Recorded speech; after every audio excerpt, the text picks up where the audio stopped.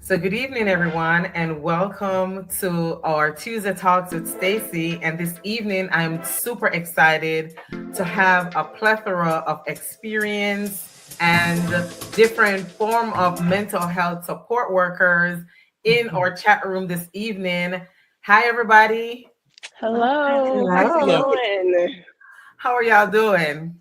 Very good. Awesome. Awesome. So today we're talking about beyond the month of May, mental health as a lifestyle, not as a moment. And too often mental health becomes a trending topic especially in May during the awareness campaigns. You know, my email is loaded with all this information. And then what happens after May? So mental health is woven into how we live, how we work, we love, and how we connect every single day. So tonight's discussion is really about shifting the conversation from awareness to action to integration, from occasional to just being intentional. And tonight we have Dr. Shelley, we have David, we have Lakita, and we have Radnisha, who's just going to join me in this discussion. So I'm going to have them introduce themselves briefly to you tonight, and then we'll get going with our conversation. So as you know, my name is Stacey, and I am here with you with the Restoration Village and My Mental Health is My Business, where we are a resource for the community on mental health awareness. So Dr. Shelley, I'm going to have you introduce yourself, and then we'll go around and just say hi to everybody. Perfect. Thank you again for having me. Again, my name is Dr. Shelley. I'm a licensed psychologist and alignment strategist. I help women who are in a space of wanting to disrupt the cycles, whether those are learned or inherited, keeping them from becoming who it is that they are, transitioning into. And so I do a lot of work on identity, embodiment, a lot of the energetic work that has to do with change. Awesome. Thank you. Dave. The older you get. My name is David Sanders. I own a company called Brain Life Center, and we specialize in unique technologies that help improve brain function. They're very safe. We've been doing this for 17 years. We've helped thousands of people. And we mostly help people with sleep, anxiety, depression, focus and concentration issues, energy. And we help a range of people from veterans and first responders with PTSD to pro athletes that are just wanting to improve their game, professionals, doctors, lawyers who, are high performers and they just want an edge in life. So it's quite wide ranging, but we just help improve brain function. Thank you so much. Lakita. Hello, I'm Lakita Ferguson, a certified divorce transition and recovery coach. I also have a coaching modality called Regulated Systems, where I help individuals navigate life transitions with clarity, confidence, and composure. I always specialize and say that I help individuals through all phases of divorce, whether they are contemplating, in the process, or recovering. My goal is to help you greet yourself with grace and awareness and step into life with calmness. Wow, love it. Radnisha. And my name is Ratnisha, and I'm the owner of Women of Color Doula Services. I'm a doula as well as a community health worker, and I support mothers through their journey of pregnancy within prenatal loss and postpartum. And pretty much my support is geared towards the mental stability of the mom during pregnancy and after, and along with the infant as well. Awesome. So based on what you hear tonight, the conversation is going to be good because we're locked and loaded and we're ready to go. So tonight, when you hear the phrase mental health as a lifestyle, what does that mean to you personally? Who want to start with that? What does that mean? What we talking about? Mental health as a lifestyle. I'll go. I'll go. Oh, We're all trying to be polite here. I know, Yes. right? I would say that for me, mental health as a lifestyle means that my wellness is not just a crisis response. It's something that I'm intentional about, whether with my habits, self-awareness, boundaries. I'm heavy on boundaries, emotional regulation, anything that helps me in my toolkit to meet where I am each day with awareness and grace. Awesome. I like that. Wow. Your toolkit is something you carry with you all the time, right? Like, if a plumber shows up to work without his kit, then what is he doing? I love that. Okay. What else? Who else? What do you think of when you think of mental health as a lifestyle? Well, I'll say- go if, oh, oh, please. Yeah. No, you're next. Go ahead. No, go ahead, babe. Babe, it's okay. Go ahead. All It's right. fine.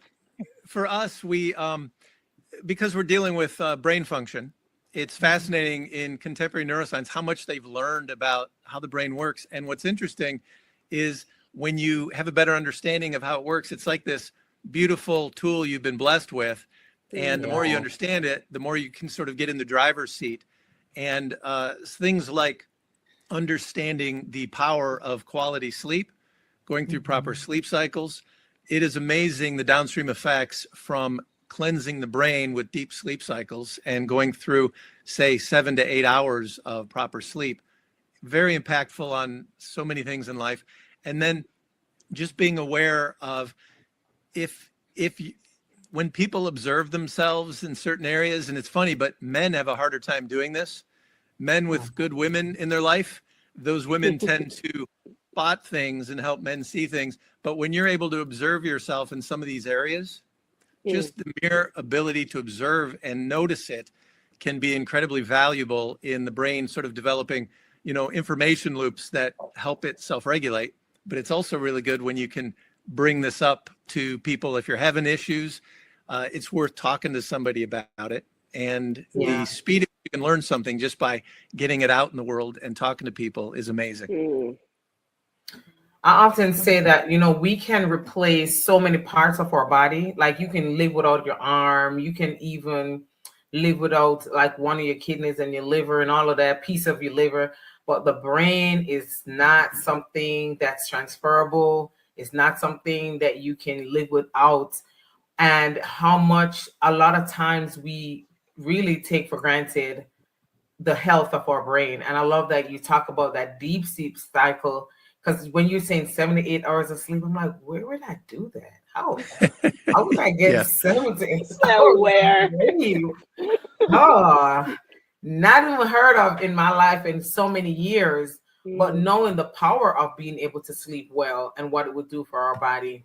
So it looks like we lost Radnisha, but we're going to continue with our conversation. So what do you think in our society today are some of the misconceptions about maintaining mental wellness? Like we know there's so much stigma surrounding just mental well-being. And what are some of the misconceptions that we carry in our society? One misconception I think that came to mind for me, and this isn't even one that we can like externalize. I think they're the ones that we have like as a society and the ones that we show up every day in our lives with. And that's that idea that somehow there will be like time that just blesses itself to you, and that will be the time that you can then do it, right? It's not like it'll come to me, or when I have the time I'll be, well, no. Like anybody who's been adulting for any amount of years will realize that time isn't something we just have ample access to anymore. And so what that means is creating it intentionally, carving it intentionally, specifically allocating it, like deciding that this is worth that priority, even when other things are calling your name. And that's challenging because that pulls on a lot of our stuff. It really is. I was reflecting recently on how intentional you have to be about your life. And Mm-hmm. it's because if you cultivate discipline in one area but don't have it in another, you're still like imbalanced, and Mm-hmm. it's like really being intentional. And I just really started working on this about a year ago, where I'm planning my day ahead of time, and I tell my kids this, I already know what I'm doing tomorrow. Mm-hmm. I know what my structure looks like, so that I can be Mm-hmm. intentional about walking through the day, even when things come up, Mm-hmm. not just like winging it mentally, like, okay, all right, let me take a deep breath and let me charge my mind, and to regroup. Yeah. So Even if what? it's like 5 minutes, right? Yeah, like pulling. Even the other day, I just had to pull over. Like I had got some really bad news, and I had to pull over. And I know I couldn't call anybody. I know talking about it wasn't the answer for me, and I Mm. knew I had to just sit there and just kind of like regain my composure to keep moving. Yeah. Let me do it. I'm like reactivating just thinking about that moment. But yeah, Mm. so being intentional about that. Anybody else want to like reflect on that? The misconceptions that we carry? One misconception, and this may be, I don't know, controversial or whatnot, but Ooh, Okay, hot one take. word, let's go there. Let's go. one word that I consistently hear and that I'm working with individuals to rethink the way you use it is overwhelm. Mm. Mm, Like this idea that, and I say it's overused sometimes is because when they list all the things that they're navigating, I'm like, you're human. Mm. wow. You're navigating a lot. You're trying to keep everything together. But I think when we put the word overwhelmed into our vocabulary, it removes our power to navigate it. Mm. I To like to that. I you really know like to that. yeah to really just intentionally focus on what is this moment requiring of me and what am I capable of. So I think the misconception is this idea that we're supposed to always have it together, and Mm. sometimes life is just life, and difficult circumstances require a different capacity from Mm-hmm. us, and it doesn't mean that you're overwhelmed. You're navigating it with the best tools and resources that you have. Mm. Mm-hmm. So to replace overwhelm, we would use navigating it with the best resource. Okay, With the I best like that. resource. I really Hmm. do. Even for myself, but to empower people when you're working with them, always giving them something else to Hmm. work with. Yeah, that's good. Instead of this is period. Yes. Mm. Like, Yeah, oh, actually, I have no power. It's too much for me. Yeah. No, Mm. you're navigating it with the best that you know how to do. Maybe there's some more tools that we can put in the kit. Mm. I read a interesting study that kind of points this out in a very interesting way, and that was when you talk about your perception and changing that word and how you Mm. come to what you used to think of as overwhelm, and then you can see though, no, this is actually based on choices. This is the direction I want to go, Mm. and Mm-hmm. these are opportunities and blessings. It actually does alter brain function, cortical balance, and the study Absolutely. actually showed it was a group of people who they were presented with information on how the brain and the nervous system responds positively to stress. And Mm. then they put them under stress with some pre-planned stressors, and they saw how did they handle the stress. The other group, they presented them with facts also, but the facts that they presented the second group were facts about how stress can actually be harmful. And Mm. then they Yes. put them under the same stressful situations. And the group that assumed this was good for me actually came at those stressful situations, and they were much more successful in answering questions and performing tasks. And Wow. the only difference between group A and group B was they perceived stress as a good Yes. thing versus a bad Yes. thing. Yeah. Yeah. And I don't hear anywhere in this like the toxic positivity thing. I hear this idea of like being able to recognize that multiple things are existing At at the the same same time. time. Yeah. And the power of words and perception, Yeah. Yeah. is so much that's tied to it, where you can hear one thing and it has a different effect. The same word can shift. I love that, Dave. And I really appreciate this open the perspective of what we are talking about, because we're never going to get rid of stress. No. I don't know No. that that's a thing that's gonna happen. No. So how do we navigate our daily lives? And I don't know about you, but I work with people, women, men, kids, who all their life is like convulsed with a whole bunch of stressors. And sometimes it's that back to back to back to Yeah. back to back to back. And it's really good to be able to say, this is, and how do we navigate where we are? Absolutely. But how do we encourage people to just seek the help they need without fear of judgment or just even like professional consequences? Because my therapist, she doesn't take insurance. And the reason she doesn't is to create a space for people who don't want to deal with the professional consequences. So she works with like pilots and teachers and military and just individuals who have the need, are less likely to get the help they need because there could be consequences for them needing help. But how do we encourage these individuals, wherever they may be, to do something like this, to make mental health something of a priority?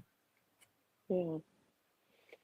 Well, I think one of the first things is normalizing the conversation. Like, I'm quick, even as a psychologist, I'm quick to say, oh yeah, me and my therapist, because like I want to normalize that even as a mental health professional, even as somebody who has gone to school and does this work and is in this space, human first and foremost. And if y'all have been lifing, and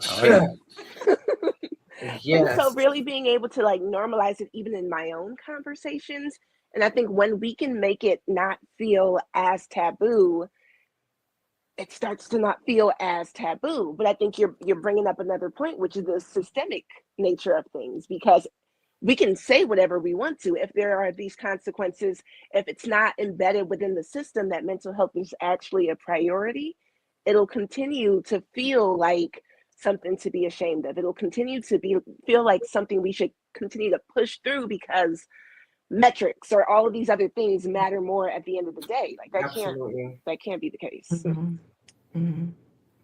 Systemic issues are like, I think, top of mind in the current climate. And just today I was speaking with a client or someone I'm serving, I'm trying to stop saying client, but in the religious space, you talk about systems. Her difficulty has been finding someone who will respect her faith while also letting her honestly speak her truth. That's good. Wow. Which is like, it can be challenging to find both. You may find someone who has a similar faith, but because you hit on something that they are, strong in, now they're resisting that, right? And so now you, as the person that's coming to seek the help, now I am filtering what I'm saying because I don't want to offend you, and so there are systemic issues, but I also think the accessibility, like I love the idea of healing circles, community health, mental health, things like that, normalizing those in addition to going somewhere where insurance is required and actually having them accessible. I know someone who for $25 a month does 4 different weekly sessions with healing circles. And things like that I think should be more not just accessible but talked about. So that we know that is also an option. Absolutely. I know for us, we'll often just talk about the practicality of maintaining mental health and what it does for almost every other part of life, because a lot of people are like, oh, I know I need to eat healthier. And if you can improve overall mental health, those are more likely to improve naturally. Same with, people will go to the gym or they'll exercise in or they'll work out, and they ought to put a similar amount of time into sustaining some healthy awareness of how the brain functions and your psychology and your mental health. I mean, it's just people ought to put the time aside to make sure these things are taken care of, just like the way they look at these other areas. They sort of take for granted. Absolutely. It's all of who we are all the time, you know. And so I remember my brother years ago, he went to Afghanistan. He was in the Afghanistan war for a few years. Mhm. And when he came back, he was struggling. And I remember him telling me he couldn't go to a therapist. Mm. And I'm like, oh my goodness, because again, I'm not sure the rules, but being in the military at the time, that was something he couldn't really go and do. And I told him, I said, I'll help you find somebody on the side privately just to make sure that you're taking care of yourself. Because one day I had called him, he had just gotten to Afghanistan and we were on the phone and they were having like an attack on the base. Mm. And he was telling me in panic, he had an attack on the base and then the call just dropped. Yeah. Well, they cut the call off because all their phone calls are monitored and he wasn't supposed to disclose that. Mm. So the next time, which I didn't talk to him for like 2 weeks, and I'm saying, were you okay? And he couldn't even answer me. He was saying, like, talking around about what happened. Like, then I got the point. He couldn't speak on it. So they're exposed, and this is stuff, David, you probably see all the time. They're exposed to this high level of trauma and not be able to have an outlet. I don't know how they function, but this is stuff you probably see all the time. And where they literally have to come back and he came back, had a 2-week vacation and was back at work. Mm. Yeah, that's it is kind of sad that there's almost a stigma attached. A lot of times I'll have guys come in and they want to maintain some confidentiality because they don't want any of this on their record. And fortunately, because really our primary technology is something they don't have to do the counseling or the sharing. What's nice is often they'll start feeling better. We'll give them some insights into mental health and how to really maintain healthy brain function. And when they come at it from that kind of practical standpoint, they're a little more open to it. And it's really nice. They're feeling better, they're doing better. And then they're a little more apt to connect with a good counselor. And in that condition, the counselors, they'll joke about, it's like counseling on steroids, they'll say. Suddenly, this guy, he's primed and ready to hear what I'm saying. He'll implement things I'm sharing with him. Whereas I'm sure as counselors, sometimes you're with somebody and you're kind of praying that they will step up and participate in helping themselves. Yeah. So yeah, we see that a lot with vets, and there's something about men too that I think it could be a pride or ego thing. And so sometimes we try to break down the barrier just with a little practical kind of reason and logic, Yeah. So if we could change one thing though about how our society approaches mental health, what would that be?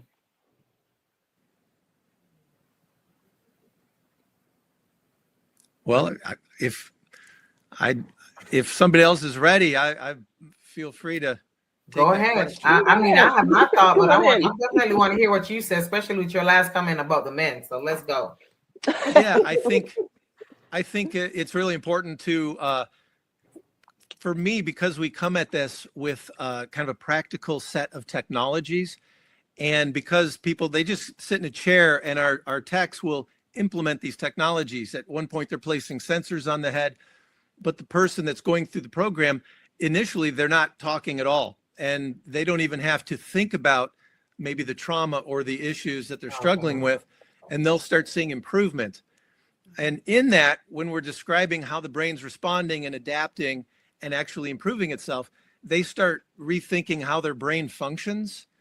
And it's kind of like they have little epiphanies, and suddenly they're thinking, oh, wow, I'm not broken. My brain isn't permanently damaged. I'm actually in a position where I can affect major change in all of these areas. And because they're thinking brain related and we're talking kind of technology, they often can be a little more open to it. And it's almost like you can smuggle in a lot of what, Side door. psychologists have learned and counselors have learned. And, but we're kind of coming from that practical standpoint. So I just want people to realize the stigma is an error. And if you're feeling that, find somebody that you can talk to confidentially and get a little direction, a little advice, because it's amazing what a difference it can make. Yeah. Wow. I think it was kind of hit on earlier, this idea that we're very reactionary, right? Yes. So things Yes. happen and then like, oh, wait a minute. And Yes. honestly, it's not even that quick. A few things have happened Mhm. and now we're on the ground laid out. And then we're saying, oh, shoot, maybe something needs to happen now. For And so sure. if it can become something that felt more integrated, like as you were talking about mental health as a lifestyle, like I hear integration in that. It's become a part of how I move, how I live. And I think you also said it earlier, this idea of like the healing circles, normalizing different ways of getting needs met before it gets to that point of needing That's to go good. in. I used to work at a university counseling center, and around the time of like 20, we always had problems with wait lists. Like so many people, not enough people providing care. And the reality is if one-on-one counseling, like there's a limit to that. So there's only so Yeah. many people Mhm. any one person can see, and that's not great for their mental health, right? Are we also protecting the mental health of the mental health professionals? And so there needs to be different ways that we show up and are able to provide service that helps people earlier so that we can Mhm. delay some of, these more exaggerated expressions. Yeah. Just It is hearing nice to the, get in earlier. Yeah. yeah. I would just add to David, what you're saying is like, it's giving me goosebumps. Mm, Because in 2010, I was diagnosed with multiple sclerosis and Mm. fibromyalgia, and I became obsessed with understanding my brain. mm, Mm. And what it has done is it just opened up the door to understanding how my brain operates, what it needs uniquely to me, and it gave me power and clarity to navigate life more. And I feel like that's one of the missing tools in our society, in Western society. It creates a dependency on other, like whether it's a mm, system or institution or something to fix me. Whereas when we know practically how to respond to our bodies, like if my stomach growls, I know I'm hungry. mhm, Yes. mhm, Yes. Whereas if we start to feel irritable on a mhm. consistent basis, that should also be a signal to say, Yeah. like, am I sleeping enough? Am I drinking enough water? Just things like that. Yeah. So that I don't know how that shift would happen, because of the systems that be, but I do feel like that's one of the ways that we can empower ourselves and others. Yeah. It's just by helping them to understand the practical way to interact with the mind, with the body, and to give ourselves what we need on a consistent and a daily basis. Yeah. I kind of like how Dr. Shelley has said earlier too, to tie into what Lakita's saying. We always think that we have some time. Well, I'll get to that, right? I'll Mhm, get to the point where, yeah, I know I need to drink more water. I'll get to that. And we and Mhm. we tend to procrastinate and put off. When I get emails from people at 3 in the morning saying I need to sign up with therapy, they're on the side of the road. mhm, Because mhm. at 3 in the morning we should be asleep unless you're not a nurse or whatever. But if you're up ruminating and just crashing out, and like they say crashing out, I just like to say yeah, that you totally in a tizzy, then we've got to the point where things have gotten out of hand, and making that, just like like even as Radnisha here say, addressing your mental health like you do physical health, your dentist, Mhm. your the things you physically see, like your stomach growling, you respond to those things. Mhm. Now making sure that we are inserting awareness about our mental states. So yeah. Yeah. So how do we I don't know, how do we like, I know we're saying this, we're all on one accord about how important it is for us to really make mental health a priority. But what message, what practical steps, if we could go around and say, like, what's one thing a person can do daily to incorporate mental health awareness, mental wellness in their lifestyle? Just one thing. What would we share with them? I would just share when you wake up in the morning and you start your day. When you go, let's say you're in the bathroom brushing your teeth and different things like that. When you wake up, you kind of know the feel that you have for your day. If you had enough sleep, doing stretches and certain things, and then kind of just do a mental check of how you're starting your day off. And then just along your day, just keep revisiting that to see how are you feeling that day. Um, what I do when I meet with my clients in the beginning, I ask them to do an assessment of what does their happy look like? What happens when they know that they're going to a point of them being stressed? What do they use during those times of stress? And then that's the way that I tell them kind of conduct, like, let's roll backwards. Let's see what happens and let's try to, catch that trigger or catch the cycle before it gets to the point that it's too far. Yeah, And I feel like Dr. Dave was saying, once you find out, you get that acknowledgement, it helps so much because you're like, wait a minute, like with me, I'll say this. I typically wear my hair down and straighten. Sometimes I'll wear it up. But if I wear my hair up for 3 weeks, I know something's going on. I haven't been taking time out for myself. I know I'm wow. kind of on autopilot and I pay attention and I'm like, okay, you know what? Boom. Next week, I'm taking a PTO day. I'm going to get a massage. I'm doing self care. And then that's what I do. So, again, I tell people that I work with and people that I even meet, family members, everything. Don't look at it like that. The generations before us, it was all looked bad about mental health, especially in the Black community. And now I just tell people, my nieces, my nephews, listen, learn these things. It's okay to talk to somebody. It's okay to tell somebody what you're going through. You don't have to face everything by yourself. And I think Absolutely. when we crush that, then that awareness will broaden up more. People are starting to be more open with TikTok coming up and people, being able to resonate and with different situations, but I think it just need to be brought in. I would say mental awareness actually needs to be introduced more at a younger age instead of waiting until once you become an adult and you get into this big crisis, whereas you're like, wait a minute, I never seen my mom break. I never seen my father Mhm. break. But if you get it introduced earlier, then I feel like it would be more acceptance and people would be more, reluctant to go ahead and say, let me seek help. I might need someone to talk to. For sure. Mhm. Mhm. Mhm. Would you like me to go next? I don't know if Yes. somebody's right on the edge there. One thing we can implement. Yes. The one thing, well, I just want to say I'm coming from a Christian perspective personally, Yes. but even in a lot of contemporary neuroscience and some big studies that I've read, and what I've noticed in a practical way here at Brain Life Center is somebody who implements a daily prayer where they get up in the morning. It turns out that the traditional Christian prayer is loaded with things that are extremely good for cortical balance and brain function. And so much so that there's a lot of interesting neuroscientists out there that are not even, they're secular or maybe even atheist. And they're kind of pulling from these things. So just if you consider the standard prayer in the Christian tradition, part of it is if you believe in God or you have a sense that there's a God, you're praying to that God, but you're looking and thinking about some of the truth and the beauty intentionally, and you're giving thanks. And so you're thinking about things you're thankful for in that prayer, and that's part of standard Christian prayer. Turns out that's incredibly good for you, for your resilience, and even how your day will unfold.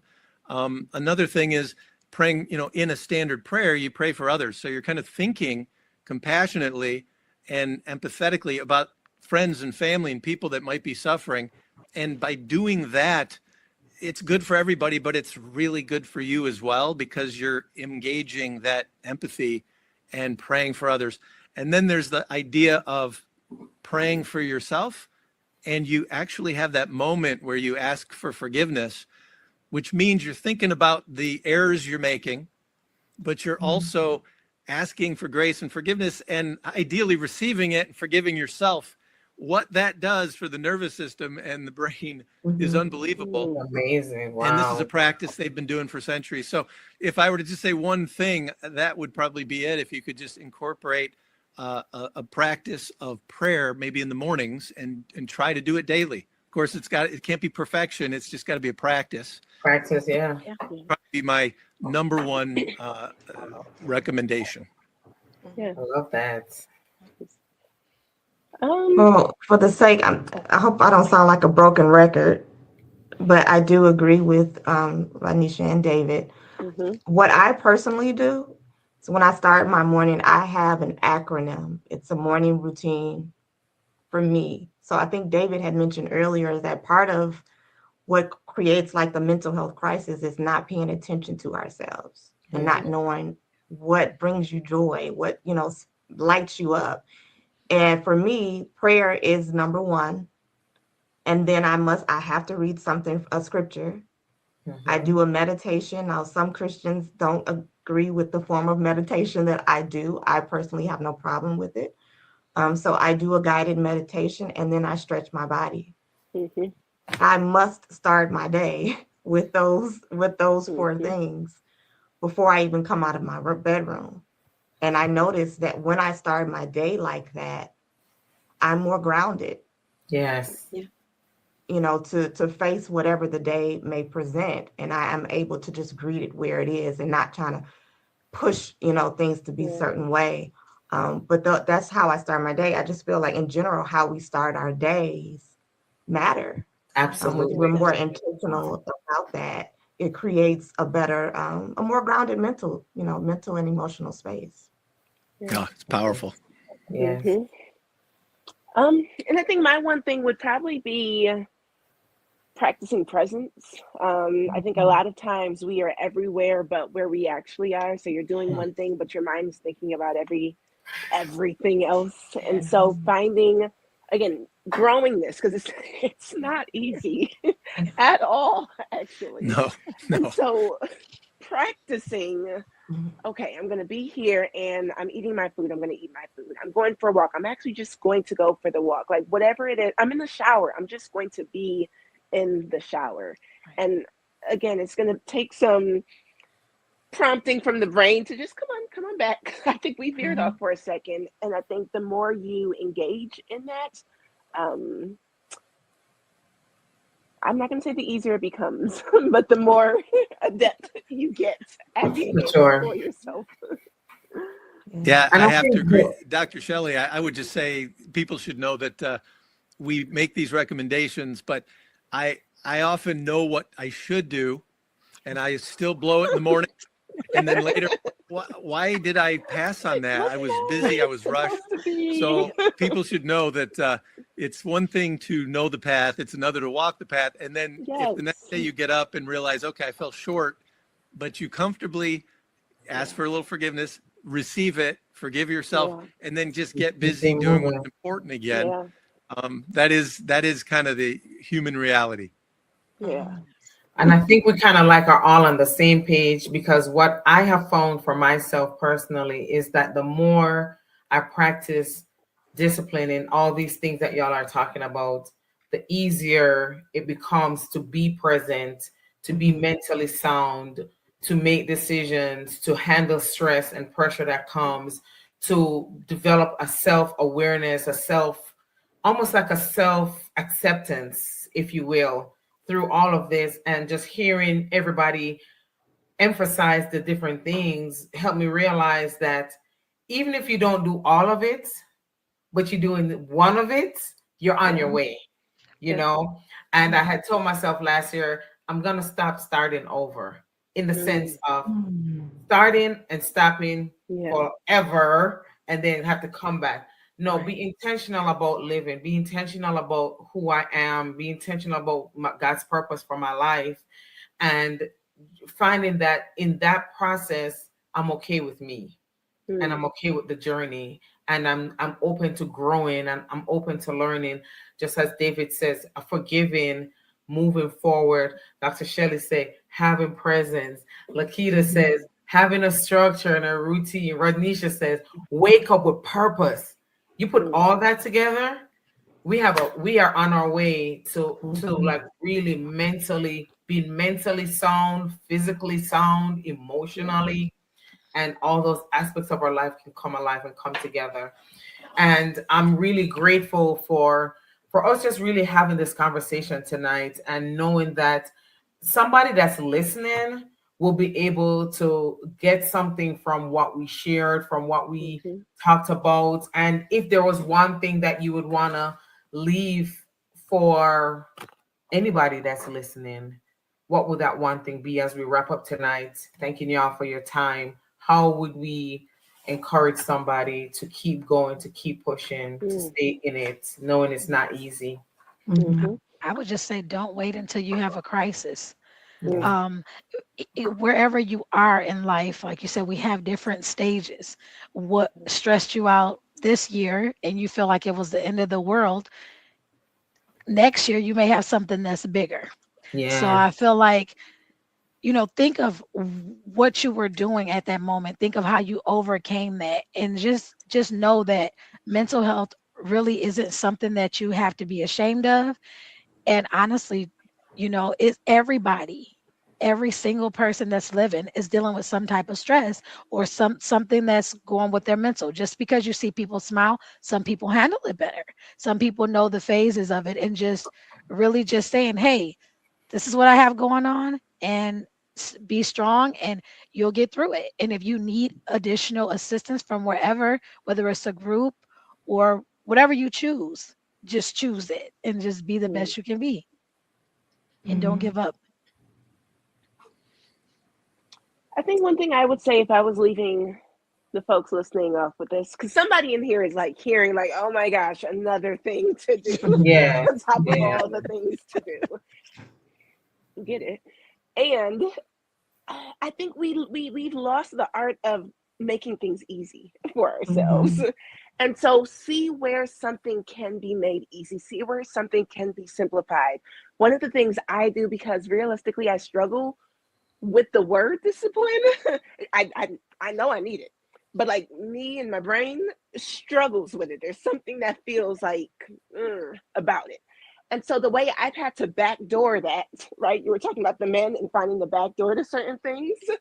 The way I've had to backdoor myself with that is figuring out what leads me naturally to certain activities. And so like Lakeitha was saying, like, okay, well, when I meditate, I'm actually a lot more likely to journal. I'm more likely to eat that morning. Certain things just go together for Absolutely. me. See where you can put things together. Maybe the yoga mat goes right at the foot of your bed, so you're not walking out before giving yourself a stretch, like whatever that looks like. Maybe the water's on the nightstand. Yeah. I like that. Ooh, that's so practical. I gotta be. Yeah. And you know what? On Saturday, I knew I had to go to workout, and it's easy for me to make a mistake. You know what I did? I showered and went to bed in my workout clothes. You said, because I'm gonna wake up ready. I like that. That's what I did. Works. I've done it too. Because when I woke up, I was already just no excuse. Right. I was intentional about it. I'm like, no, I'm gonna just put on my workout clothes right now. Yes. Yeah, I go back home. Then I'm not gonna do nothing. I'm gonna go to this coffee shop, or I'm gonna go to the library, because you're not getting that work done at home. Yeah. Yeah, we call that present Stacey is taking care of future Stacey. Like leaving a little gift for her in the morning, making everything a little easier. Got you, girl. I'm telling you, I'm planning my tomorrow into today. Yeah. Well, Lakeitha, did you want me to go, or do you want to go? Yeah, sure. Go ahead, David. I can go last. All right. I was thinking I would just let people know that over the years, I've worked with people who were in incredibly dark places, and it's wide ranging, but I'm always amazed at the people who have been through severe abuse, and they're dealing with issues that they are convinced cannot be fixed. Wow. And I will tell you, a lot of contemporary neuroscience, so much of it is pointing to, oh, wow, we're more adaptable than we thought. Plasticity is greater. And it is stunning how people have gone through the worst of the worst, things that I wouldn't even want to share with you here. Yeah. And I see them today, and because they moved forward, sometimes it's a family member that just gets them to get out of bed and move forward. They are some of the happiest people I know. They experience resilience and serious joy.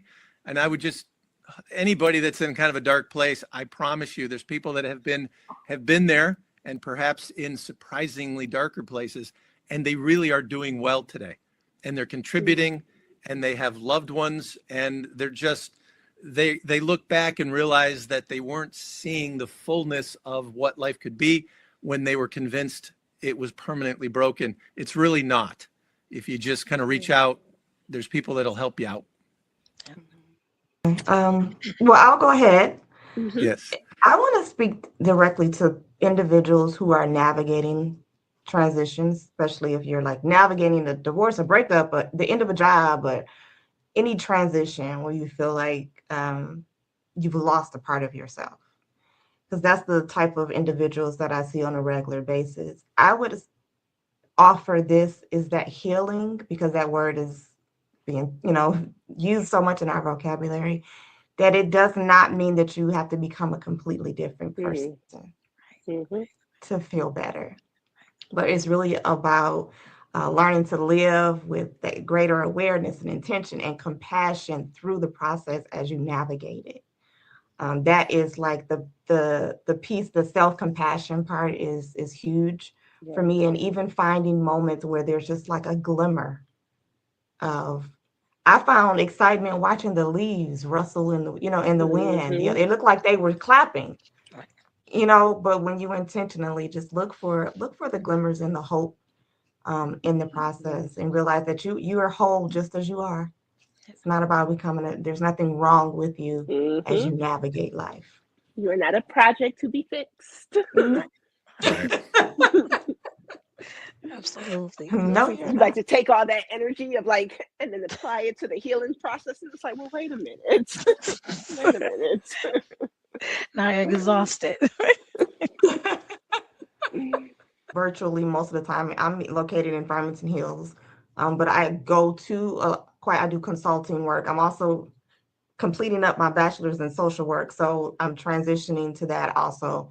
But yeah, I work primarily in the Metro Detroit area. Virtually, I have clients in the UK, so I'm all over the place. I'm easily accessible. Excellent. Dr. Shelley? Oh, okay, I can go. So Sure. I am also a virtual. So I do a lot of work. If it's therapy, it's within Michigan. But I also provide alignment strategy coaching. And so that is very different from therapy, but it is open to people wherever they are, if they are able to log on and connect with me. You can find me on Instagram at Dr. Shelley, Shelee. And I have something exciting coming, but that will be for folks on my email list. And so if you're hearing this and you're curious, I'll have that link somewhere provided. Okay. Excellent. Ragnisha?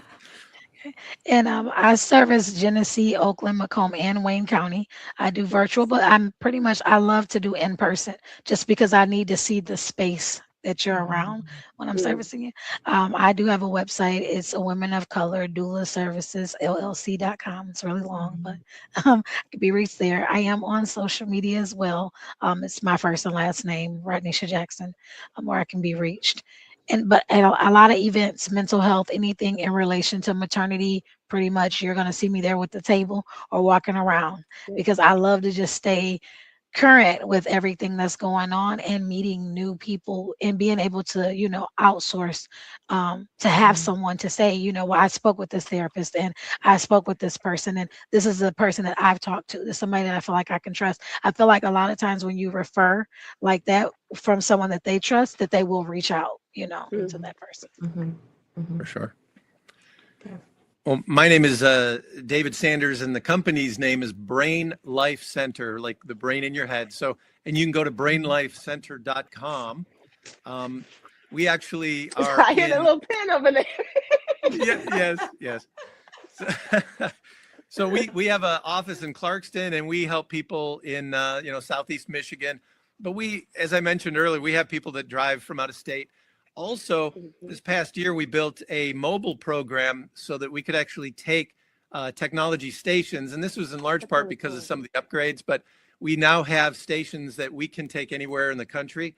And so it's got to be in the continental United States because we do put this all on a truck. And then as far as our local, we also started a nonprofit organization because there's a lot of people who need our help but couldn't afford it. So that's actually brand new. It's called Transform Mind Project. But brainlifecenter.com is the best way to kind of find us. Okay. All right.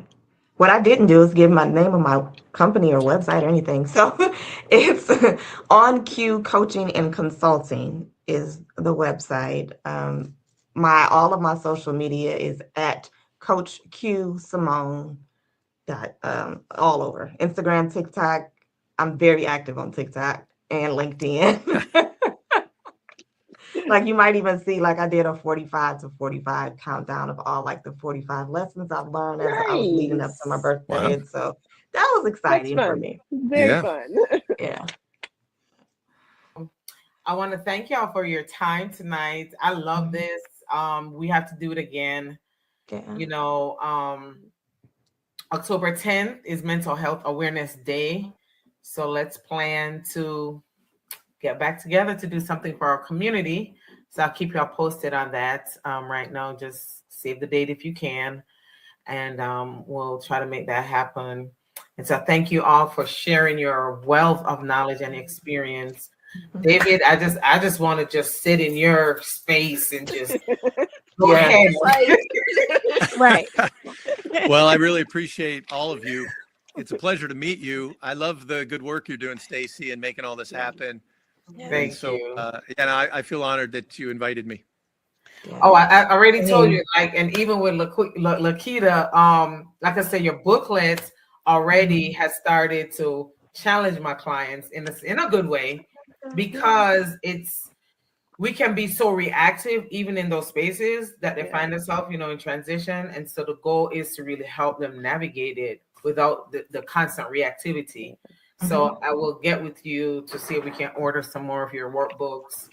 Is it Q, like the letter Q, the one I have. Q-U-E? Q, the letter Q. Okay. It's Coach Q Simone, Simone. Okay. Yes. Yep, that's So all follow, of my click, social like, media. subscribe, follow them. All of that. I'm telling you, it's enjoyable.